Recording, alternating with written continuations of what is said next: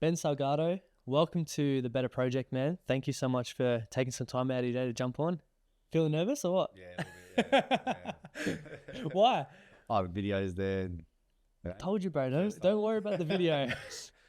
I need to block this out. Yeah, I'm good. I'm curious. Why did you decide to say yes to coming on this podcast today? When you reached out to me, I think I was having one of them days, just a happy day, and I just thought I just want to tell people what I'm going through. Like, I come from pretty much a dark place in 8 months. Well, it was 6.5 or 7 months by then, and I was like the happiest I've ever been for a long time. Take me back to that dark period. What was that like? Well, the darkest period was being in prison, losing my son's mum, and then losing my dad straight after it, being in segregation for just for being involved in some dumb stuff, like not fully involved, just being aware of it, and just I guess being around people that were getting involved in it, I guess. Yeah. And as I spoke to you before, like, the conversation that I want to have today is around who is Ben and your journey, not so much the details of prison. But I do want to ask, like, how old were you when you first got locked up? 18. 18. Yeah. What led you, do you feel, down that path of ending up in jail? Like, what was your childhood like, your upbringing? Did you come from like a good family? Because I knew you grew up in Mount Druitt, correct? Yeah.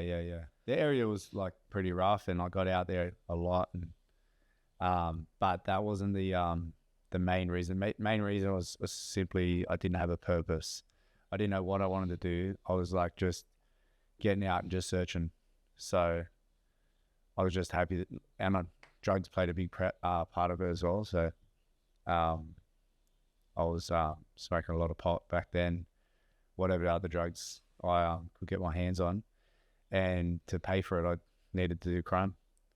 Did you have any role models? Because you just mentioned like you were seeking purpose, but to go down the path of drugs and alcohol and that life, to me, because I've never been through that, like, that's not a way to find purpose. Did you have any role models to show you a different way, or was that all you were kind of surrounded by? Yeah, that was all I was surrounded by. I didn't have any role models to look up to or anything like that, which I think's like a massive part of growing up. You should have someone that you can aspire to. It's very important.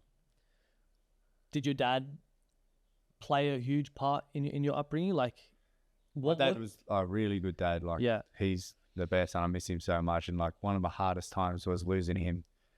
And we got like build our relationship a lot better when I would become an adult. Like, he's such a good guy. But when I was growing up, I didn't see him as a role model when I should have, because he was really hardworking. He was always at work to provide for us, but for some reason I didn't see him as a role model, someone to aspire to. So I missed that opportunity. Do you feel like because he was always working, you didn't have the opportunity to build a strong connection with him? Yeah, could be definitely part of it. Yeah, because I can definitely resonate to that, like with my own dad.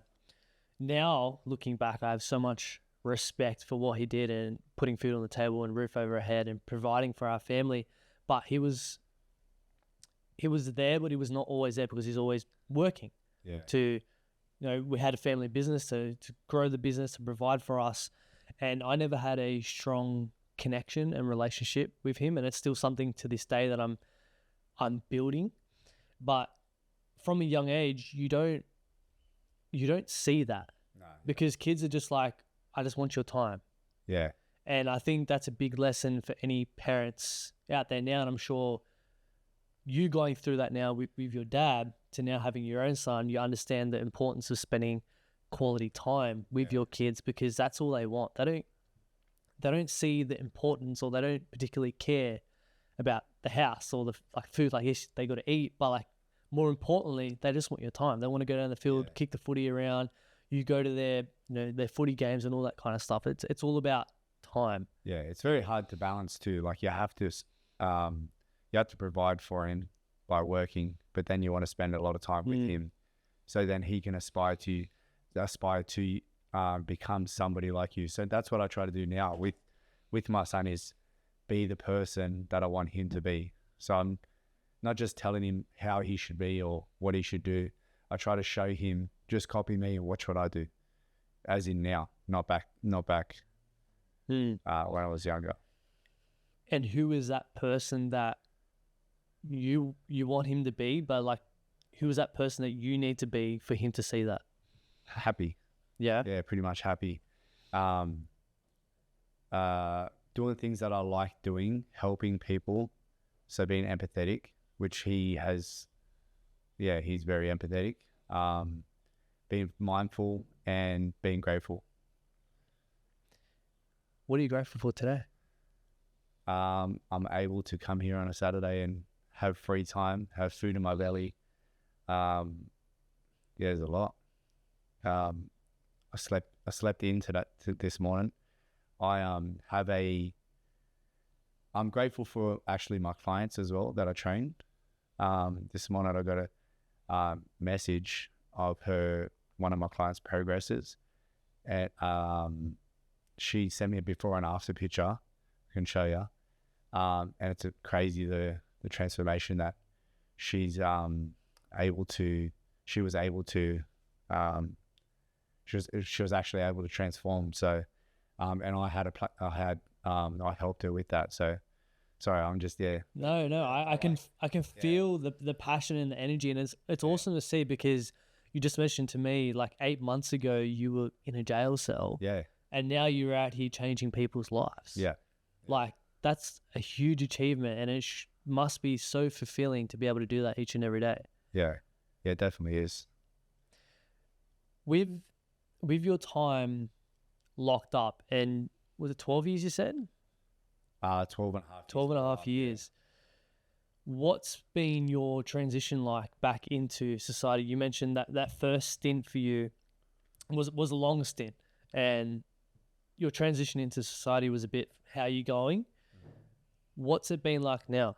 Because a lot of people struggle with it, and that's why they keep ending back inside. A lot of people tell me now that they can't even believe that I was in jail. Like, the way that I talk to them, that's a normal person, which, like, people in jail are normal people too. My transition now, I feel I know it's in my past, but that's where I'm going to leave it. And I'm going to just move it on. I've got goals. So I don't know if you ever heard the saying, measure twice, cut once. Yep. So I've literally spent the last, let's say, 12 and a half years measuring, but I was just measuring wrong for half of it. So the last 5 years I've been measuring, which is working on myself and setting out goals. And now these 8 months, I'm too focused on those goals to worry about integrating back into society. I just want to get to where I'm going. Yeah. And what was that shift within you? You said, the first half of your stint locked up, you were measuring the wrong things, and then you shifted into measuring the right things. What was that shift? The darkest time. Yeah. So my ex leaving me, me losing, I guess, a home, being able to wake up with my son every day, because I was measuring to be able to do that, which I was, I'm still able to do that, just not every day. It's split up, but it's still really good how it works out. And then losing my dad as well, that was massive. And that was all during COVID. So I'd already missed my family. There was no visits. There was, so just that dark period, that sort of switched me to be well, how do I get out of this situation? I'm down in the dumps. I need to get out. What I'm doing is not working. So I need to figure out what I need to do. There's a lot of people that, if they go through those experiences, losing the dad, breakups, not being able to see their kids each and every day, they spiral out of control. They go down. And for you, why didn't you do that? Why go a different direction? Well, I definitely could have gone in a different direction. But I think I was shown empathy by a lot of people when I was down in the dumps, even by the correctional facility. They let me go to my dad's funeral, which let me sort of grieve the way I needed to grieve. What did that mean to you, like to be able to leave to go to your dad's funeral? Yeah, I couldn't believe it. Like I was like the first one in the system to be able to go to a funeral after COVID had just finished. And I actually had a lot of, because I obviously was in prison for a long time, I had a lot of officers knew me. So then they sort of went into bat for me to get me to go. So you built a relationship with the officers over time? Yeah, I never thought it was a good relationship. But, yeah. And a lot of times it wasn't. But I think they sort of seen the importance of it. And maybe they could have seen the effect it would have on me if they didn't let me go. Mm-hmm. Which, like you're saying, could have been a really negative spiral. Yeah. Yeah. So it just goes to show that just by showing someone compassion and having empathy can have such a huge positive impact on their mindset. Because imagine if they didn't, you probably would not be sitting here right here today. Yeah, that's right. Empathy works both ways too. So it's not just the person that needs empathy that gains off it. It's the person that's giving empathy too. They feel good about helping someone else. That's why I'm big on it, trying to help people. And through them showing you that compassion to be able to go to your father's funeral, I'm assuming the next step was letting go of any resent or anger you had towards people in the shift in your mindset to be like, hey, I need to take a different step in my direction if I want to get out here and actually want to build a relationship with my son and make something out of my life. What's that process like of letting go of that resent and anger you had towards whoever you had? It was sort of how I want to be portrayed by other people. So do I want people to think that I'm an angry person? It's not how I want to be seen. Were you a angry person? I wouldn't say I was angry. Maybe I was violent, aggressive at times. But I wasn't an angry person. I was never angry. I was always happy. I was just, I used exercise as an outlet. So when you're exercising, you are, you might look aggressive and sometimes. So maybe I could have looked angry at times because I was always exercising or training. But in saying that, I didn't want to become an angry person. So my thoughts, when I caught myself thinking negatively or angry, I'd block it out and then I think positively. So that was one tool I used to become this person, I guess.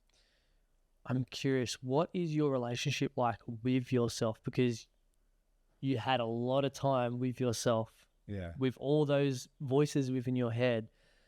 And there would have been, as you said, a lot of dark times, a lot of good times.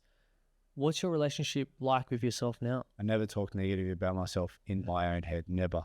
So there was times when I was younger that I used to do it, and then it would come out in my personality. I'd get, I don't know, it's like I had to prove myself wrong, like, I guess, or it's hard to say. But now I'm like literally high-fiving myself, telling myself you're doing a good job. Sometimes I'd say, get up, you have to get up. Like it's a lot of self-talk going, but it's all positive self-talk. There's no negative self-talk, because if I sit there and say, oh, you're an idiot, like I'm going to believe I'm an idiot. You get told something more than once, or you get told something repeatedly, you start believing it. So I don't talk negative to myself. When that voice comes up though, and when that voice comes up, especially like when you're training, and I speak about it a lot, like when you're pushing your body and your mind to its limits, that little bitch voice comes out and says, hey, it's all right, you can stop. For you, when that voice arises, how do you deal with that? Nah, that it doesn't come out. Does it? Nah, it's like you have to get it done. You started this now. You got to get it done. But then I don't say you're a weak cunt. Like I hear a lot of people doing that too. You're a weak cunt. You can't do this. Get up and do it. And I don't talk like that to myself. I just say, you have to get this done. This has to be done. Like, and I don't think about my next training session when I'm in this training session. It's only just this training session.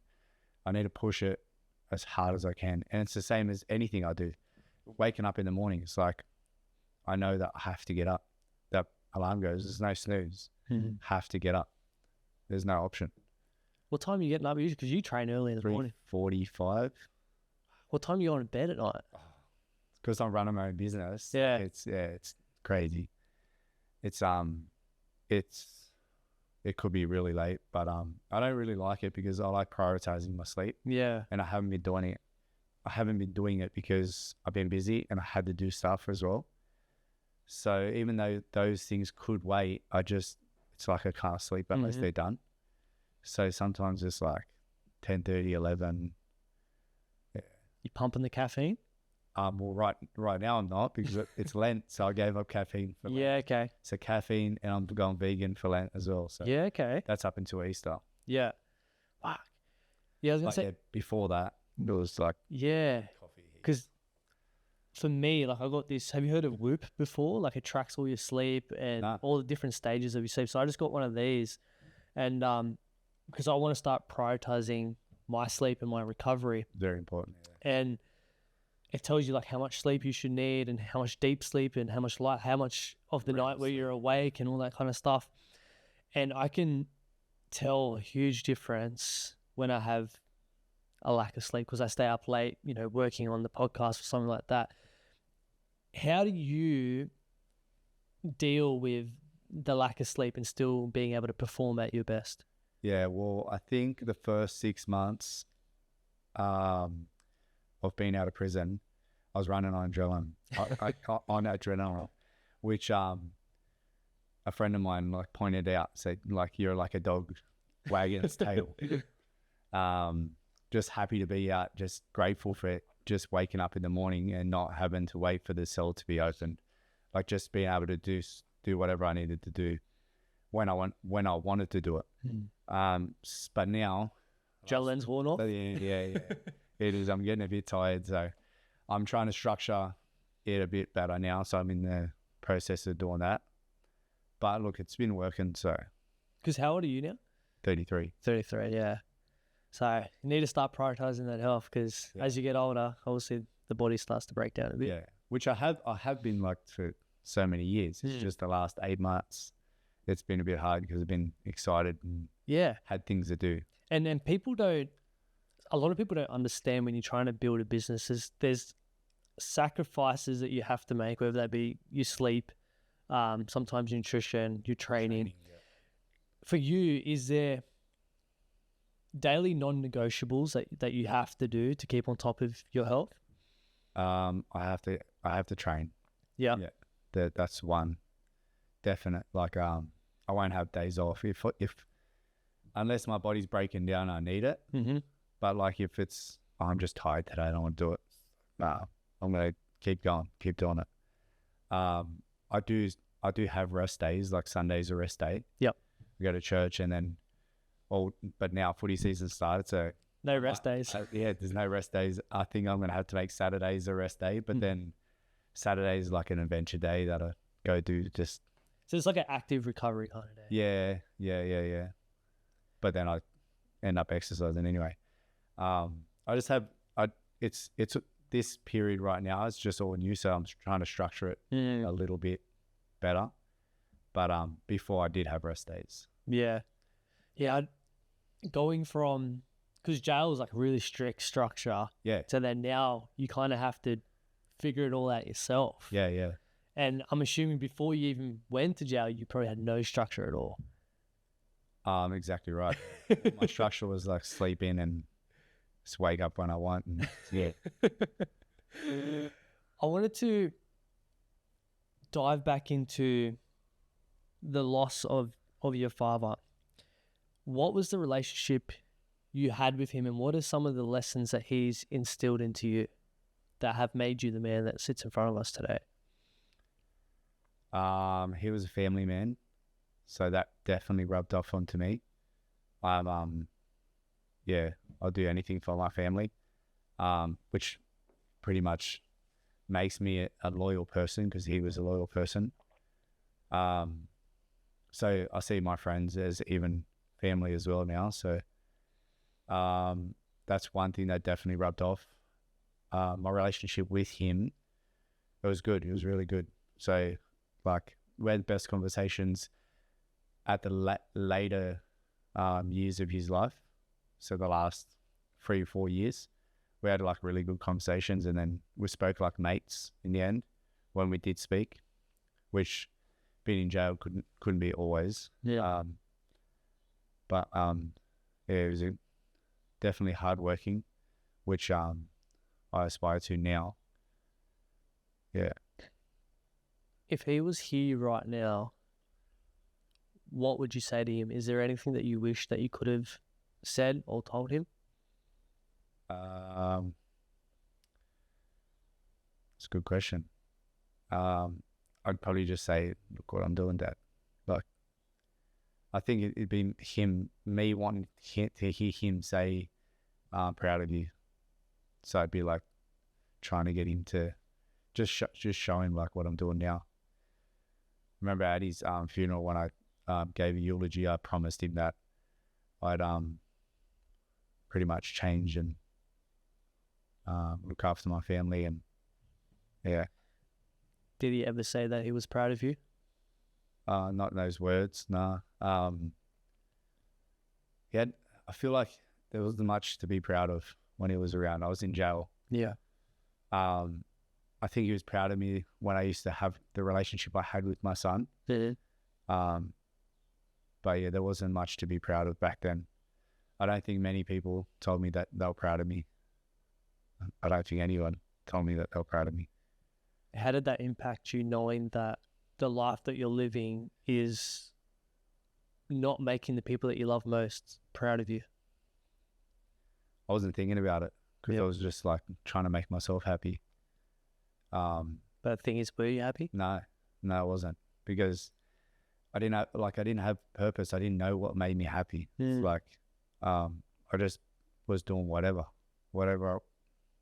just, yeah. It's hard to say, like, to think back then now and say that's what I wanted to do. It's like, why would you want to do that when you could be doing like something so much better? Like, I get praise now, not that I don't do it for praise. I do it because it's what I'm good at. And just the praise that I get back from it makes me feel like I'm doing something good, you know? Yeah. Like from my clients, they tell me that their minds are the clearest they've ever been. They're sending me pictures, before and after pictures. The boot camp that I built, like there's people that tell me the community I built in the boot camp community I built's like beautiful and done really good. Like just hearing those little things is like big for me. And just goes to show that the energy that you put out into this world you'll be rewarded for it, especially if you're putting out positive energy. Yeah. For you, why are you so passionate now about helping people and changing their lives? I think it comes to empathy.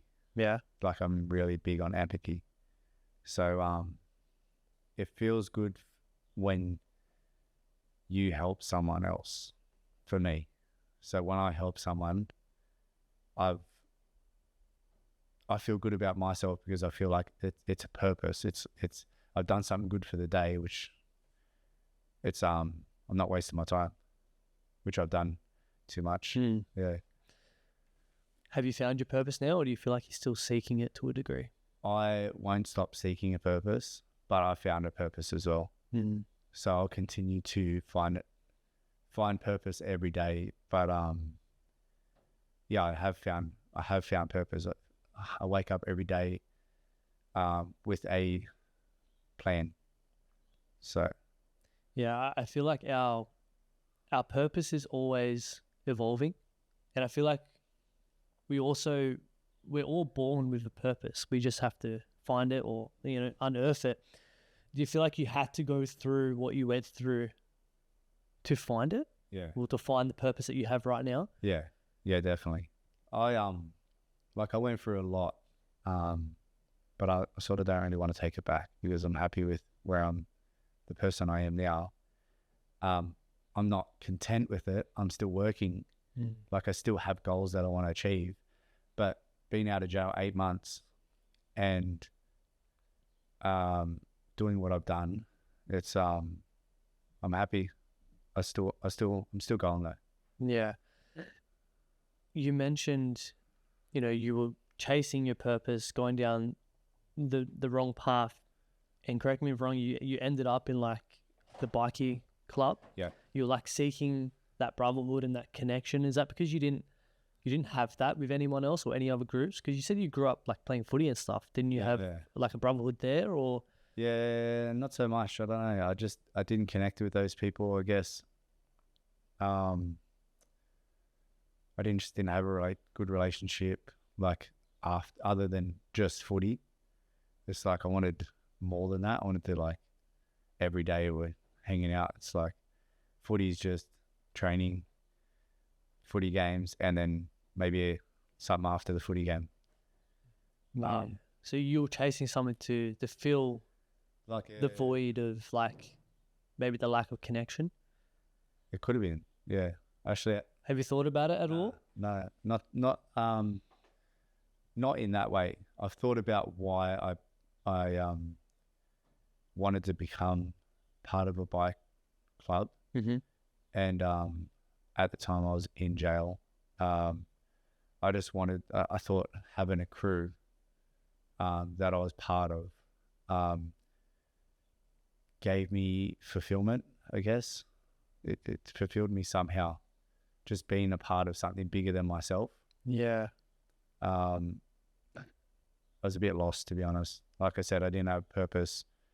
So that's I was searching for something.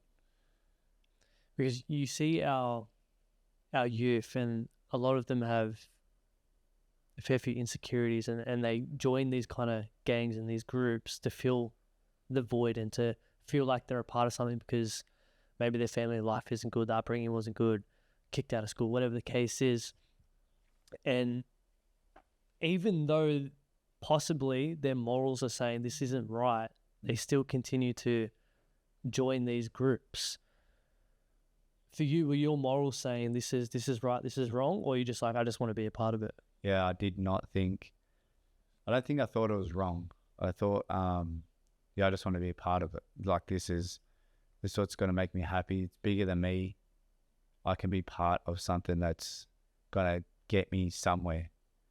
And it's not hard. It's not too hard. Like, just seemed like not really hard work. It's like I related to those people too because of, I guess, the area that I grew up in and other crimes that I've committed and they've committed similar crimes. Like we could connect on that. Yeah. If we had a group of youth right now sitting here and they're maybe not going down the right path and they're thinking, hey, I want to be a part of a bikie gang or whatever it is, through you going through that and joining gangs, and what would your piece of advice be to them? I guess I probably wouldn't give them advice yet, like straight off the bat. I'd ask more questions. Just like what are their goals? Why if they don't have goals, why don't you have goals? Where do you want to be in 5 years? What's going to get you there? Do you have kids or do you want kids? How are you going to support them if you're in jail? Just things like that. I'd give them. I'd just ask questions around just goal setting, to be honest.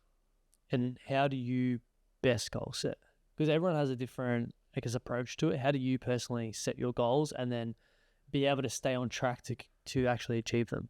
So I would set a massive goal where it's achievable, an achievable goal, but massive.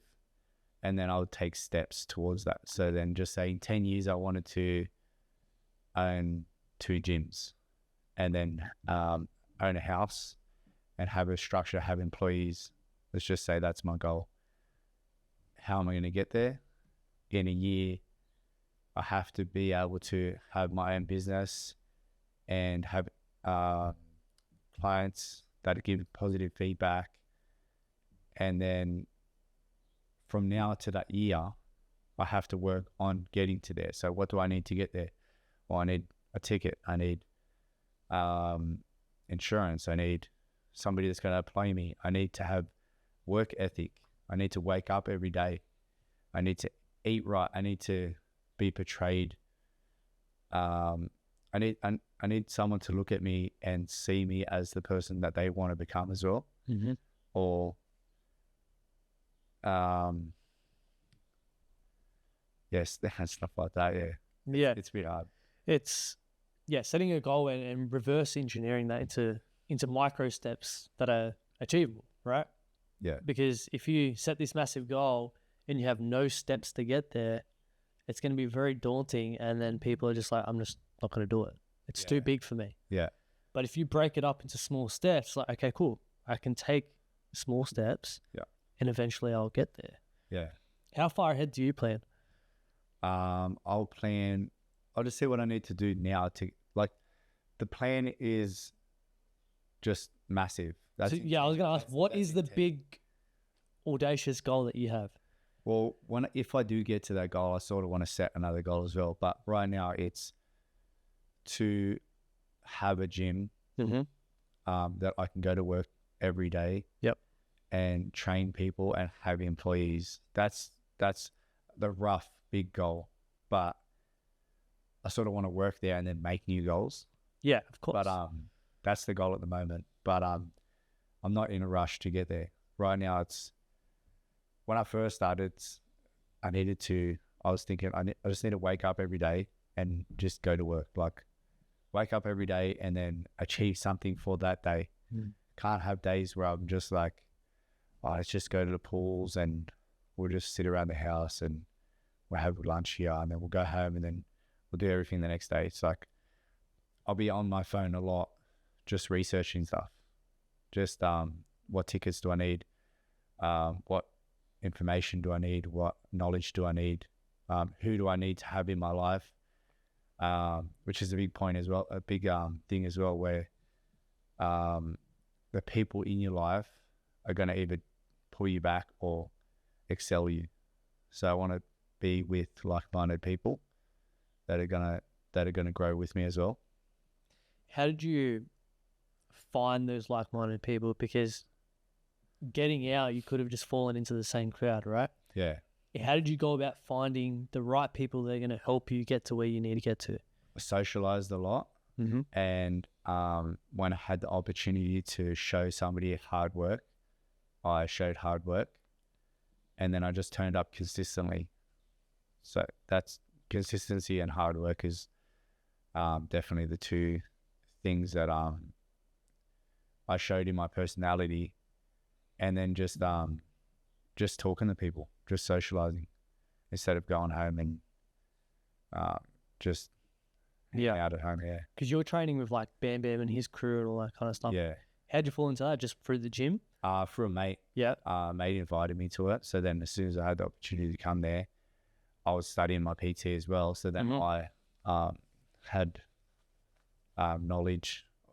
somewhat knowledge, but I was already studying it beforehand, just not officially. Yeah. I'd always looked into stuff. And when I got there, I just wanted to come first at everything. So I tried to excel in any training session.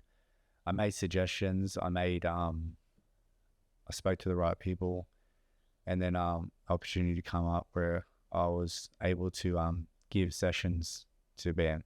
Yeah. You showed initiative, you turned up, you put in the hard work, and you're rewarded from it. Yeah. Why business? Because you could have just got a 9-to-5 job when you got out. Yeah. Why business? I don't want to have a boss. Yeah. And actually, one thing that I like the saying, I heard this saying somewhere, where someone said, if you can run a gang, you can run a business. So I sort of seen that. I was like, why would someone say that? It's sort of they're both organized. They're really different, but if you're running again, you're a leader. So if you want to run a business, you got to be a leader as well. So it's sort of, I just wanted to be my own person and have my own brand. Yeah, I've seen that a lot with a lot of the guests that I've actually had on the podcast. You may or may not know, like Russell Mansard, Jeff Morgan, like they've all ex-inmates. They've come out and now they're highly successful in what they do. And it's very interesting how those skills from crime transfer into business. And it's like, why wouldn't everyone just get into business in the first place? Yeah, they don't know how to do it. It's knowledge. They just don't know how to do it. And sometimes I like look at what I'm doing now. Like, I never knew how to use a computer before. Yeah. Like these last 8 months, I've been working real hard. And now, like even just saving a document to a folder, like I did not know how to do that. It's like changing a name of a document, like just changing a font in a Word document. I don't know how to do that. And then we got kids that know how to use all this stuff already. Yeah. Like my daughter plays on my phone and knows how to act like go on YouTube and videos and all that kind of stuff. I'm like, bro, most people don't even know how to do this. Yeah. It's crazy. A lot of people don't know how to do it. Fuck. And for you, let's talk about fatherhood. I seen there was a video on Instagram where that video where you got released and your son came out. Yeah. What was that moment like being reunited with him? Because was he born when you were locked up? I was locked up, but then I got out. Yeah. And then I went back in. So I was out for 10 months of his life. So I think he was 10 months old when I got out. And then I went back to jail when he was 2. Yeah, so you missed a big chunk of his childhood. Yeah. So now he's 9. How did that impact you? Yeah, massively. Like I thought I can't really I can't influence him to become the person where I feel like he needs to be or that I want him to be. Because I'm not there every day. So I used to ring him heaps on the phone, so twice a day. Where at the start I was with his mum, so she helped me keep that relationship with him. Yep. But the last 2 years of jail, she didn't help as much. She didn't deny me opportunity. But I still rang it twice a day just to have that little bit of influence. And then that moment when I got out, just was like, yeah, I'm like here, I'm not going anywhere anymore. Is he your main reason for not going back now? Yeah, definitely. Yeah. It'd break his heart if I like even went back. Yeah, even for a month. Like he'd miss me too much. Even that when I got out that day, my family the next day or the 2 days after, they went to Portugal. So I had him for a full week. That week like was just me and him. Literally, like his mum let me have him for the full week. I had no real support there. It was just me and him. So on top of getting out of jail and then trying to get my life back on track, I had to look after him and I wanted to be mindful for him, be present with him, sorry. So anything he said, I was just like turning to him straight away, like trying to like work stuff out over here, but like face towards him. It was really hard. And I remember going to my friend's house in Newcastle, and I was like 5 or 6 days after I got out, and then having him being at someone else's house safe, I just felt like a big relief. There's just a lot of pressure on me when I'm not used to that. And I remember going for a run and just like crying, like literally crying when I'm running, because I knew he was safe and I was out of jail, and then like I was able to like take it all in. And then that was like a massive thing for me too. I remember also during that week, him looking at me, just like staring at me, just being like, I can't believe you're here. Like, and just an 8-year-old, sorry, he was 9-year-old, looking in, this was a year ago, a 9-year-old like looking at me saying, I can't believe you're here. Oh, like, how can you do that? Like asking a million questions. Yeah, he was just amazed. Does it still feel surreal now? It doesn't feel surreal now. It feels normal. But when I look back then and think of like just those little things, how much it meant to him as well as me. Like I got out and I thought it's going to mean more to me than him. He's just a kid. It wasn't even. It probably meant more to him than it did to me because he's a kid. He's got nothing like going for him. Like I'm him, but obviously his mum as well. But where is everything? Like there's nothing else for him. It's his parents. Yeah, especially those years of his life are so pivotal, especially to have his father in his life. Yeah. What was that like for you getting out and then straight into being a dad when you have basically no experience of being a dad because you didn't go through the whole process? I loved it, but it was a lot of pressure. Yeah. Like I had to do everything like 100% correct. At least you didn't have to change nappies and all that Yeah, stuff. that's true. Yeah. But look, that I done that a little bit when I was younger. Yeah. More when he was younger. But like I wanted to cook him dinner. I wanted to make him like meals. Like I wanted to just do everything like properly. I wanted to take him places. Like I had a list. I remember when I was in jail, I wrote him a massive list of things that we need to do together. And he would add to the list and send it back to me, and then I would add to the list and send it back to him. And we've done like a lot of stuff on the list. Like it's even that first week, we both had the list and we're like kicking little things off. So that was actually a cool experience. But yeah, it was a lot of pressure that first week. What are some of those memorable things on those lists that you got to do with him? Can't remember what was on the list now. Hot air ballooning. Yeah, okay. Yeah, that was like really cool. We had to wake up like heaps early for that. That was probably the most memorable straight away when I'm thinking about it. Probably a question I'd like to ask him. There was the iFly. There was can't remember now. I have to get the list. But how good does it feel knowing that you're able to now create these memories with your son? Yeah, I love that. Yeah, because I couldn't imagine being away from my daughter for so long and missing those pivotal years of her life and then getting out and then learning to be a father.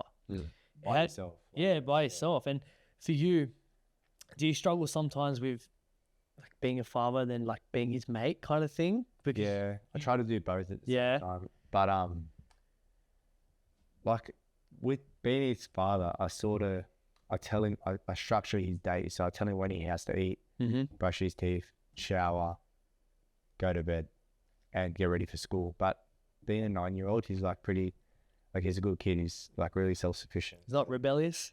No. Not yet? I don't need to tell him to like get his school clothes on. Like, no, that's good. Up and I'll go around the boot camp. Sometimes he wants to come to the boot camp too, especially when I first started it. Even at the gym, like he was sometimes there at 4 a.m, like just running the treadmill with me. Like that goes back to I'm trying to be the person that I want him to become. So then he can just look at me and just follow what I'm doing, because that's what he's going to do anyway. So, yeah. You're leading by example. I am, yeah. And that's, I believe, a big part of being a dad, being a man, is to lead by example for our kids. Yeah. Even my daughter now, she's only 2, but we come to the gym and she tries to do handstand push-ups and she gets on the rings and pulls herself up. And I'm like, this is awesome. Like, I'm instilling these healthy habits into her and giving her the tools that she needs to be the best version of herself. Yeah. So many kids miss out on that. They don't have those healthy role models, those healthy habits in their life. And that's why I respect anyone that puts so much time and effort into their children, because anyone can be a father, right? Anyone can have kids, but not everyone can be a dad. Be present, to turn up, to build those strong foundations and to lead by example. Yeah. Parenting's tough, but the only reason it's tough is because you care about it and you're putting so much time and effort into it. Yeah. So I have huge respect for yourself to lead by example and be the dad that you need to be for your son. Yeah. What like you said too, I try to be his mate as well. So Yeah. like there's like a lot of laughter. Anything that he really wants to do, like I try to do him as long as it like I can do it. Yeah. He always wants to. Lately, I haven't, like at the start, I was like going out and kicking a footy with him all the time. Lately, because I've been busy on the computer, I've allowed him to be on the computer a bit, which I want to try scale back. It's all right. I think everyone struggles with that too. Yeah. But My sister actually sent me something the other day. Actually, I think it was yesterday. Exactly saying that like, use this time now when he's young to go out and play, because when he gets older, he's not going to play with you. Yeah. So like you need to start playing with your kids now. Yeah. Make the most of it, because before you know it, they're going to be grown up and yeah. Which I hope is not the case in my case. I hope I'm. Yeah, you want to be that cool parent where like they actually want to hang out with you. Everyone says it, but then they're like, yeah, they don't end up being the cool parent, I guess. It comes down to the time and effort you put into building the connection with your kids. Yeah. And you're definitely doing that. And you're putting time and energy into building your business, but he's also going to see that and respect that when he's older, because one, you're out there pursuing goals, right? For me, I never wanted to be a father that sat on the lounge and said, hey, go out and achieve your goals while I sit there and do nothing with my life. You have to go out there and be on the forefront doing it yourself, because they see that and they know what's expected to achieve the things that they want to achieve. You have so many kids that get to 18, they go into the real world and they're just lost because they've had no role models. Like yourself, you didn't really have strong role models. You had no purpose, you felt lost, and then you ended up down the dark path. Yeah. Imagine if you had strong role models in your life. Yeah. So many people don't have that. So that's why it's so pivotal for us as dads now to create that foundation for our kids. Yeah. What has he taught you about life? It's a good question. He's big on family too. So Yeah. I should have never thought of that. What's he taught me? Actually, yeah, there was one time where I got really overwhelmed with stuff. And I think this is when I was actually in jail. And I was like saying some negative things to him, and he just said to me, Dad, who cares? And when he said that, I was like my son's like calming me down and saying to me, who cares? Like I was like, yeah, you're right. Like, who actually cares? Like, it's his way of saying, like, you just let it go. Like, it is what it is. So I just needed to like suck it up. My son's telling me he cares, just calm down. It's like, I shouldn't be saying that to him. It's like, I never wanted that. I never really want that to happen again. So I guess maybe patience is one thing that he taught me, but Made you aware of. Made me aware of, yeah. It's funny how our kids make us aware of these things that we need to personally work on ourselves. Yeah. Because we feel like as a parent, we're the one that's always has to be teaching and instilling lessons. Yeah. But I feel our kids teach us a lot more about ourselves than we pass down to them. Yeah. Because through them teaching us, we're able to turn up as a better version of ourselves, which is going to help them to grow and develop as well. It's like a full circle moment. Patience is a big one. Yeah, my daughter's taught me so much patience. Oh yeah. And simple things as you said, when you're overwhelmed, like who cares, right? They don't care. They're just jumping around having fun. And I feel like as adults, we need to tap into our inner child from time to time and realize like, hey, the problems that we create in our head are usually 9 times out of 10 bigger than what they actually are. But we get stuck and caught in our own head of, fuck, this is such a bad thing. By reality, it's not. It's called catastrophizing, I think it's called. That's a big word for me. Yeah. So I don't know what it is. I actually learned it when I was trying to work on myself. Yeah. That's what I've done a lot. So something would happen and then I'd catastrophize. I'd go straight to like, what's the worst case? Yeah. And then it's good in some ways to just think about what's the worst case, but then like you come back to reality and say, well, what's actually going to happen? Yeah. It's like the reality is, are we going to die from it? Yeah. No. Yeah. So why the hell are we worrying so much?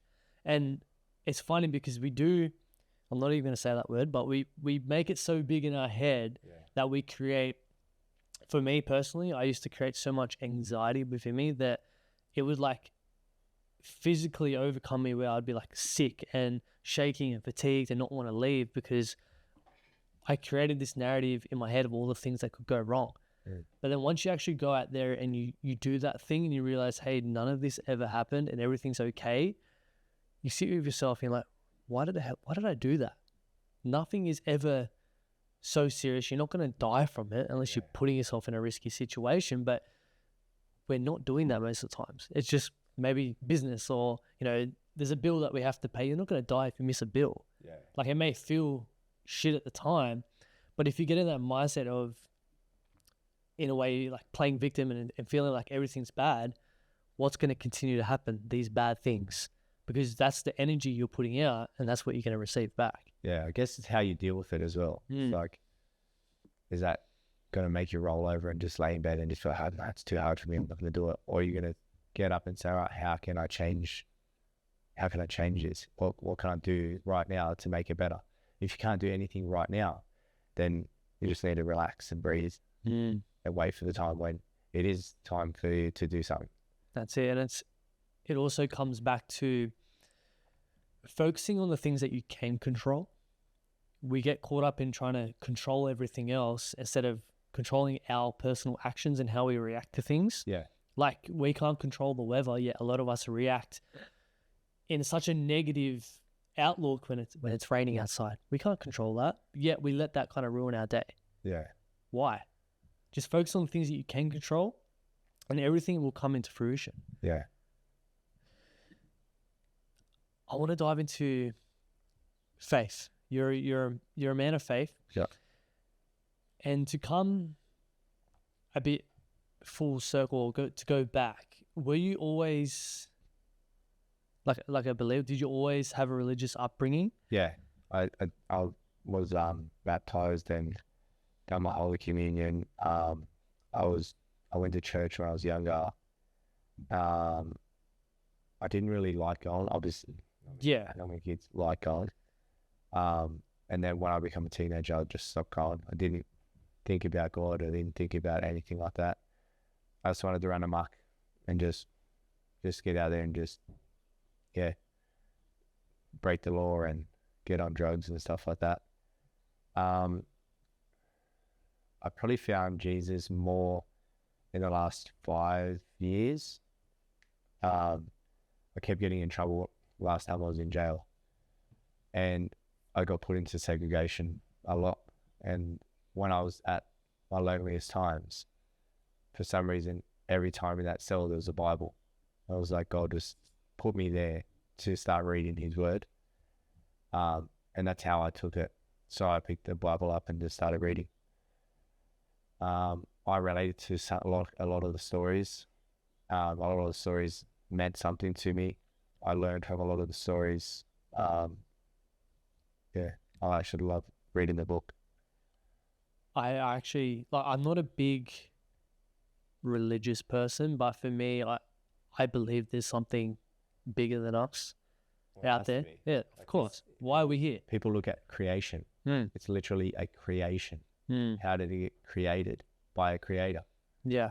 Like, exactly. And for me, I'm very interested in religion and in faith. And I actually bought a Bible and I started to read it and I was like, wow, this thing's really in depth. Yeah. And it can be very confusing, probably because I got the King James version and it's not like straight English. So that kind of stuffed me around. You've read the whole book? Yeah. More than once. Yeah. How do you stay so focused in reading that? Like, did you get the straight like English version or like? I think I read the NIV. Yeah. Version, and I had structure Bible time. Okay. So every morning. So you studied it. Yeah. So 1 hour every morning. Took me about a year, and then I done it again. But the next time I done it was, I had a friend in jail that said you should try and read certain amount of the New Testament and then go back to the Old Testament and then vice versa. Okay. So I've done that again too. Yeah, wow. And you mentioned you got a lot of lessons from the stories within the Bible. What's one that stands out right now that's really had an impact on your life or your mindset? A story or A passage or reading, like what's kind of helped you that sticks out right now? yeah, it's a good question. I like the story, like my name's Benjamin Joseph, like my two names. Mm-hmm. There's a story in the Old Testament where Joseph was one of the sons of Israel, and his father Israel had a few wives. His brother Benjamin were the only, they both had the same mother. They were the only two that had the same mother. And that's sort of like when I read that, I was like, oh, I'm really into this. That's my two names. I don't even think my parents knew that's where my name's like originated from, I guess. Yeah. And he was going through, so he was locked up, and he come out of jail to become the second in charge of Egypt. So that sort of stuck on me because it's like my name. And Yeah. yeah, then he got his whole family to come into Israel, and they lived come into Egypt, and then they lived there, and he always favored his brother Benjamin. So that's probably one story that I really like. And how important is it to get your son involved in this and building his relationship with God, with Jesus, and really instilling that faith into him? Very important. Yeah. So I feel like that's one of my purposes, is to have him have faith in Jesus, because it's what's going to bring him to heaven. The other day I had his Holy Communion, and it meant a lot to me when we went, and which is another thing why like he's so thankful. He actually prays, and he reads the Bible now. When we were doing his Holy Communion, we went up to the cabinet, and my cousin prayed over us, which was really special. She left, and then I asked Ryder, my son's name, to pray, and then the only thing he said was, this is 7 months later out of jail. He said, thanks for bringing my dad home. Like, he thanks God for bringing me home, which is like, I feel like I've achieved something right there. He's grateful that I'm home. He's able to be grateful, and he's able to talk to God. It's like, yeah, I feel like I've really achieved something there. Mm-hmm. I've been thinking a lot lately around society and the lack of faith that a lot of people have, and the loss, not the loss of religion, but a lot of people are moving away from religion because of the way society is going. Yeah. And this podcast is a men's mental health podcast, right? I want to help men be better men. And what I'm realizing is a lot of men don't have faith. We're so full of ego. We think that we have to do everything ourselves. And then when shit gets hard, because we feel like it's all on us, we just crumble. But if we have that faith, if we believe that, you know, Jesus is in our corner, or whoever you believe in that's higher than you is in your corner, you're just going to trust that everything's going to be okay.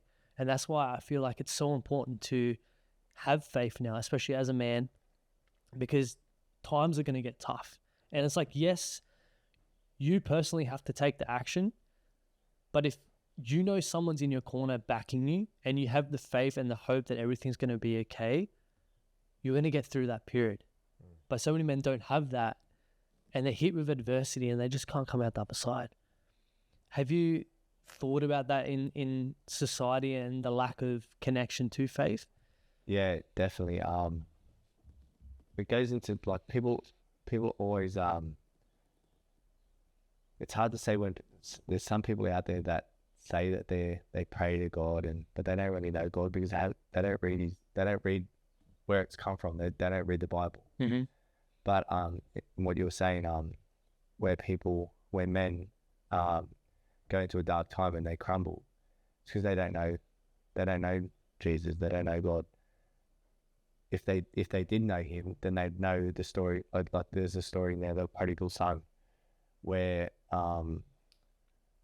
the son wants his inheritance of his father. He leaves, goes, spends all his money. He starts like, he's got nothing left. And then he wants to come back to his father, but his father like celebrates that he's coming back. It's like, that's how it is with God. Like, if you know him, he's going to always welcome you back. Like, you're not going to be left in a dark place, because God's always going to be there for you. So that's why I keep God close to me, so that if I'm ever lost, I can come back to him. That's how I feel about mental health. When someone's in a dark place, if they can come somewhere and not feel so lost, it's going to help them a lot too. For someone that's listening right now who may feel lost, lack purpose, yeah, not a person that's really religious or doesn't have faith, what advice would you give to them without pushing religion? Because I feel like everyone has to find that within themselves, and they have to be willing to accept it with open arms. Yeah. And you can't force anything on anyone, but what would be your advice to someone right now that's going through that? So everyone can name something that they're grateful for. So gratitude, empathy, like I'm big on empathy, and mindfulness. Like mindfulness helped me a lot, which like when you're training, you got to be mindful of what you're doing as well. But even like just a simple thing like cold showers. Like you're going through a really hard time, jump in a cold shower or ice bath or whatever it is, you'll think about nothing else other than the cold sensation. You're being mindful right now. List something that you're grateful for and go help someone else. That actually will make you feel better about yourself, and it actually works. Yeah, I was listening to a podcast, or I seen a study where gratitude and like depressive thoughts can't come up at the same time. So anytime you're in a dark mindset of like, I feel shit right now, as you said, think of things that you are grateful for. And it could be anything. Like some people have high expectations of what they have to be grateful for. But like, you got a coffee right there. You should be grateful that you get to drink coffee. Exactly. You can afford to go get a coffee. You have clean water. You have a clean shirt. You have a washing machine that's going to clean tomorrow's clothes. Like, there's so many things to be grateful for. You got kids or a wife, or that there's so many grateful things that you can be grateful for. But people overlook them because they think that that's just things that's like, I always have them. Yeah, we take it for granted. Yeah. It was interesting you bring that up, because I was having a conversation earlier this week with a client. So my day job, I do air conditioning. So I went to this client's house, and she's 94, I think. And she's at a point in her life where she can barely walk, and she kind of sits in a chair all day. And she's like, all the things that we take for granted have been taken away from me. Yeah. And what I realized is you can't take those things for granted, because you just never know when your time's up, or when you're going to lose the ability to simply walk around. Yeah. These things that we just wake up and think, hey, it's going to happen each and every day. It's not. Yeah. It's really not, because you don't know when your time's up. And that really got me thinking about life. And it's like, you just got to go out there and live every day like it's your last, and go out there and achieve the things that you want to achieve, because one day your party's going to be over. Yeah. And when your party is over, how do you want to look back on your life? Do you want to look back on life with regret? Or do you want to look back on life and have an amazing story to tell of all the ups and downs and everything that you went through, and all the things that you achieved, and all the people that you helped? Yeah. It all comes down to, what story do you want to tell? Ben, what story do you want to tell when you're on your deathbed? How to be happy, I guess. I heard a story before. I forget who it was, someone famous, and he was in school. He said his teacher asked the whole class, what do you want to be when you grow up? And then he answered, happy. And then he goes, well, I don't think you're understanding the question. Like, what do you want to do when you grow up? He goes, and I don't think you understand life. So I guess I just want to be happy with the person that I was, and then the message that I probably was that the question? The message on? What's the story that you want to tell? Sorry, the story I want to tell. Well, it would be a story about how to become happy and achieve what you set out to achieve, set goals and work toward them. Everyone has a different definition of happiness. For you, how do you define happiness? Yeah, it's a good question. Because that's the thing that you want to be, you're chasing, you want to pass down to your son. So if your son goes to you like, what is happiness? Like, what are you going to say to him? An overwhelming feeling of, I guess, gratefulness or, I have to think about that. Yeah. Yeah. I think gratitude describes that really well, because if you're grateful for life, if you're grateful for all the little things that we have and not taking, as I said, walking, running, all these little things that we take for granted sometimes, if we don't and we just be grateful for it, like, that's for me a true happiness. If you're pursuing the things and doing the things that you want with the people that you enjoy and you love, Yeah. that's life. I guess being happy, you can't be happy all the time as well. No. But you can be somewhat happy. Like you can have bad times, but then still say, yeah, okay, this is a bad time, but it could be worse. It's still like having a positive outlook on it, which is still like going to make you happy, I guess. Yeah, I think it's happy with the overall journey that you're on. Yeah. Because business is not all high sailings. There's highs, there's lows, there's a lot of bills, like financial, all that kind of stuff. But if you look at it as, hey, this is a game that I'm playing right now and I'm happy and I'm grateful that I'm able to play this each and every day. Yeah. That outlook, that perspective on it, I feel like that's what happiness is. That's what fulfillment is, because there's so many people that don't do that. They wake up, they go to a job that they hate, they come home, they're on their devices, and then it's just rinse and repeat. It's like a rat race. Yeah. So for you to be able to wake up every day and do the things that you do, and coming back to leading by example for your son, embracing the journey, turning up each and every day, and just being happy that, hey, I'm free to do what I want with the people that I love, and I get to achieve and pursue the things that I want to do for my life. I guess those people in that rat race as well can obviously still be happy. They just need to find what they're grateful for as well. Yeah. Able to go out and provide for their family. Yeah. Like if they're in that rat race. So anyone can find happiness. They just need to find what they're grateful for, and be able to, I think be able to help someone else. That's what helped me a lot too. Yeah, Tony Robbins says the secret to living is giving. Oh yeah, it's a good one. Yeah. Because you got to imagine when you give someone something, like you've given me those shirts, I'm like, fuck, that's amazing, bro. Like for you to be able to turn up and to give me a gift like that, I'm like, that shows the person that you are. So I really appreciate that, and I'm gonna rep that like proudly. And another example is, like, I went to put petrol in my car the other day, right? And usually when you go to pay for petrol, they're just like on their ear pods having a conversation or listening to music, and they're just like, yeah, how's it going? You pay for it. Yeah. This guy was like full of energy. Hey man, how's your day going? Like just full out there, and I just wasn't expecting it. Yeah. But through that interaction, I felt so much better, because the energy that he put out transferred into me too. And I was like, wow, this guy's awesome. So just focus on the energy that you're putting out. It all comes back to what you put out is what you're going to get back. Yeah. Same way you think as well. I think you think negatively, it'll come out of your personality. You think positively, that will come out of your personality. So just keep filling your head with positive things.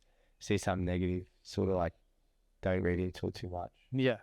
But also understand, like, that's what life is. There's good, there's bad, but it ultimately comes back to what can you control and how you're going to react to those situations. You can fall into the trap of feeding that dark side, or you can be aware of the dark side but continue to feed the light side. Yeah, you can only control how you deal with it, I guess. 100%.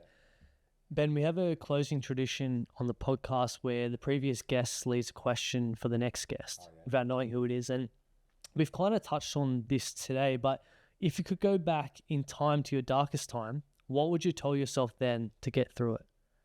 I like that question. There's a saying, I forget who said it because I've actually looked up who said it twice. It's "this too shall pass." Meaning like it's not going to be like this forever. So I guess just hearing those words when I was in the darkest time wouldn't be enough, but maybe something more around that. Like it's hard now, but trust me, you're going to get past this point right now, and it's going to get better. You're going to have better times. There could be worse times than this point here, but there's going to be a lot better times because this is your darkest point. Yeah. The way I look at life is that we go through all different seasons, just like throughout the year, summer, winter, autumn, all that stuff. In life, we go through different seasons, right? We go through dark seasons, we go through light seasons, but you're always going to shift into a different season.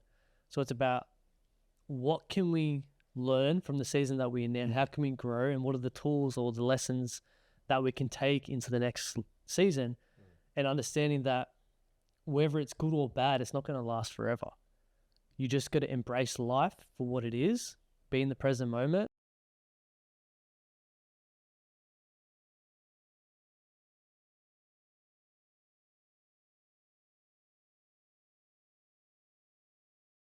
Interesting conversation. How'd you find it? Yeah, it's good for my first time. Like a bit nervous at the start, sort of warmed up towards the end, I guess. Awesome, bro. I appreciate it. And lastly, where can the people find you and support everything that you're doing? So I'm doing PT out of Zoo Fitness, which might be changing its name to, I think, Club Lung soon. That's in Mulgrave Road. So I'll be working out of there doing PT. Or you can catch me on my Instagram, Belly Up Santa, which is good. Yeah, funny name. A lot of people ask me about the name. They've explained it a few times, but yeah, Belly Up Santa. So they can catch me on there. Message me. I'm always messaging back. Yeah. Awesome, bro. Or come down and watch Windsor Reserve. Great place. For sure, man. Man, thank you so much and God bless. Yeah, thank you, man.